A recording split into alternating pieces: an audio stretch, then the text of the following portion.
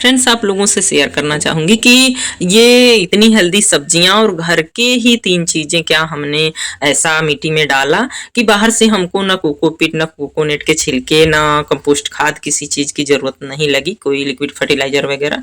क्योंकि जब ये पौधे हमने लगाए थे उस टाइम हम कुछ खाद वगैरह कुछ नहीं बनाते थे और फिर भी देखिए कितनी हेल्दी सब्जियाँ लगी हुई हैं।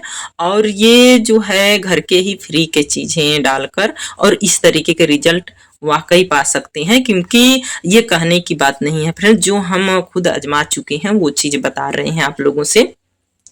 कि जब हम पौधे लगाए थे तो ये अमरूद के पौधे वगैरह थे और जो फ्लावर्स के पौधे थे हमारे पास, मेडिसिनल कुछ प्लांट्स थे, सब्जी नहीं लगाते थे हम, तो हमें पता भी नहीं था कि बीज कहाँ से मंगाना है। पर जो बीज हमने जो ये बैगन लगाए वो पौधे 3 हमने गांव से व्हाइट बैगन के पौधे मंगाए, जो इस डिब्बे में और ये एक बोरी में और एक जो है हमने गमले में लगाया, 3 पौधे ही व्हाइट बैगन के, जो हमको लगातार ये 2 साल तक फ्रूटिंग देते रहे।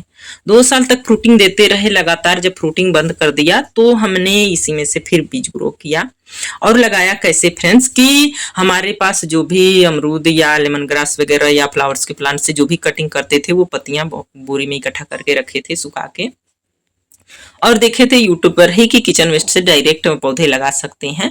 तो किचन वेस्ट से ही ये जो भी मेडिसिनल प्लांट वगैरह लगाते थे फ्लावर्स के, तो उसी से हम लगाते थे, क्योंकि हम कोई किचन वेस्ट से खाद नहीं बनाते थे, कोई हमारे पास लिक्विड फर्टिलाइजर का इतना वो नहीं था। गांव में तो देखे थे पौधे लगाते हुए, सारे पौधे वहां तो सारे लगते हैं सब्जियों वाले, तो वहां का सिस्टम अलग ही है। पर यहाँ पे छत पे लगाना था तो हमें कोई ऐसा नॉलेज नहीं था, कुछ नहीं बनाते थे, तो हम गोबर के खाद जरूर मंगा लेते थे उन पौधों के लिए, तो वही हमारे पास था।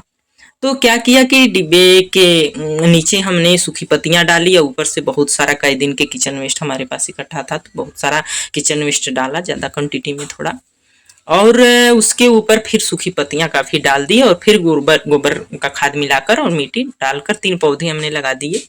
और यही 3 पौधे लगातार हमको 2 साल तक फ्रूटिंग देते रहे। फिर हमने इसी में से बीज ग्रो किया, इसी में से फिर पौधे बनाए हमने। जब पौधे 7-8 पौधे हमने बैगन के लगा दिए और व्हाइट वाला ही बीज गिराया था, क्योंकि हमारे पास कोई बीज नहीं था।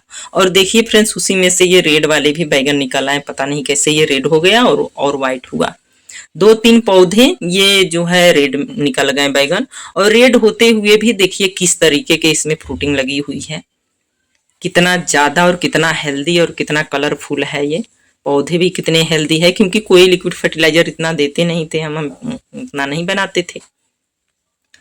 तो इस तरीके से भी हम लोग पौधे लगा सकते हैं। पर ये काम और जरूरी होता है कि ये जो कटिंग वाला काम है, कि जो पौधे हैं उसमें कटिंग करना बहुत जरूरी होता है। देखिए इस वेस्ट डिब्बे में आज भी मैं घर पे ही ग्रो बैग और जो है वेस्ट डिब्बों में ही पौधे लगाते रहते हैं, और इसमें काफी बैगन निकले थे। ये तो पहला बैगन है, देख सकते हैं आप, इसमें फ्लावर्स लगे हुए हैं।